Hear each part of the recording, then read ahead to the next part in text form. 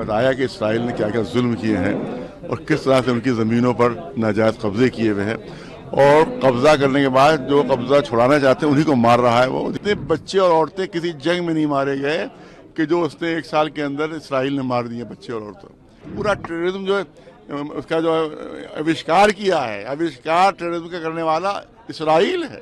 पूरी अमेरिका की और पूरी दुनिया की सपोर्ट इसराइल को है। तो अगर देखा जाए तो कोई कंपेरिजन ही नहीं हिजबुल्लाह में इसराइल।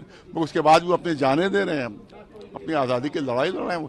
अगर फ्रीडम फाइटर टेररिस्ट हैं तो इसका मतलब मुजीबुर रहमान भी टेररिस्ट है। फिर गांधी जी भी कह दीजिए आप कि वो भी अंग्रेजों की निगाह में टेररिस्ट थे। वो सुभाष चंद्र बोस तो सबसे बड़े टेररिस्ट थे उनके लिए। सबसे बड़ा धोखेबाज अमेरिका है और इंडिया को भी धोखा देगा वो, और सबको उसने अपने दोस्तों को धोखा दिया। फिलिस्तीनियों की हमेशा इंडिया ने हिमायत की है।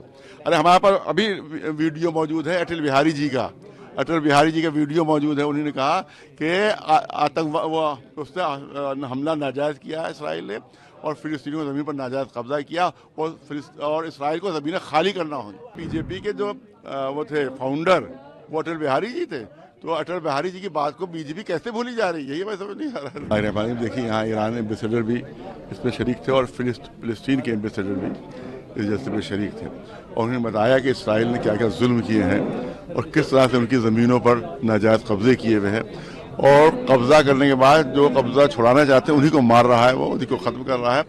और आज का मीडिया मारने वाले को जो है वो मजलूम कह रहा है, और जो बेचारे पिटने वाले हैं जिनकी ज़मीन छीनी है उनको टेररिस्ट कहा जा रहा है।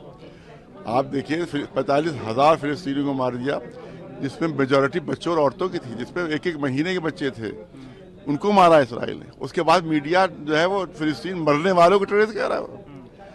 और जो इसराइल है जो इतना जुल्म कर रहा है, इतना अत्याचार कर रहा है कि आज तक ऐसा अत्याचार कभी नहीं हुआ ह्यूमन हिस्ट्री में। इतना ऐसा इतने बच्चे और औरतें किसी जंग में नहीं मारे गए कि जो उसने 1 साल के अंदर इसराइल ने मार दिए बच्चे और औरतें। तो आज ये मीडिया तो क्या हो गया है कि इस तरह से इसके दिमाग के ऊपर पर्दे पड़ गए हैं, इसकी आंखों पर पर्दे पड़ गए हैं कि इतने बड़े जालिम और टेररिस्ट को, पूरा टेररिज्म जो है उसका जो आविष्कार किया है, आविष्कार टेररिज्म का करने वाला इसराइल है। क्योंकि जब इसराइल बनाया तो इसने पूरे धमाकों से वहाँ पर धमाके करना शुरू किए थे वहाँ फिलिस्तीन में, तब जाके इसने वहाँ कदम जमाए।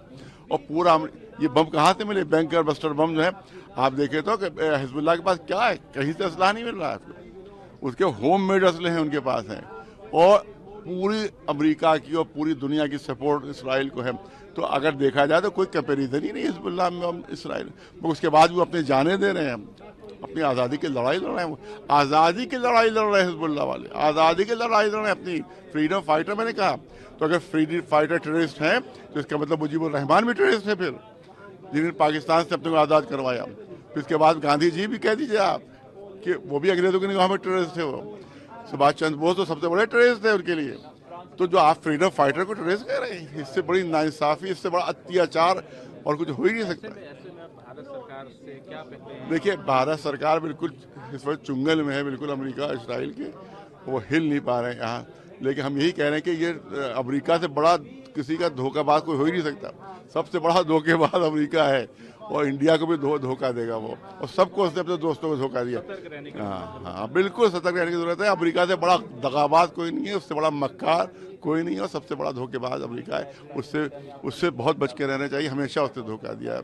और लिहाजा हम सोच सकते हैं कि जो दोस्त मुल्क उसके हैं, मसलन अरब मुल्क है, उनको अपने साथ रखे, और ईरान उनको साथ रखे, जो उसके दोस्त उनको अपने साथ रखे। फिलिस्तीनियों की हमेशा इंडिया ने हिमायत की है। अरे हमारे पास अभी वीडियो मौजूद है अटल बिहारी जी का, अटल बिहारी जी का वीडियो मौजूद है। उन्होंने कहा कि आतंकवाद उसने हमला नाजायज़ किया है इसराइल ने, और फिलिस्तीनियों की ज़मीन पर नाजायज़ कब्जा किया, और इसराइल को ज़मीनें खाली करना होगी। तो ये तो बीजेपी के जो वो थे फाउंडर वो अटल बिहारी जी थे, तो अटल बिहारी जी की बात को बीजेपी कैसे भूली जा रही है, यही मैं समझ नहीं आ रहा है। क्योंकि कभी भी अटल बिहारी जी ने इसराइल की हिमायत नहीं की है, हमेशा फिलिस्तीनियों की हिमायत की है।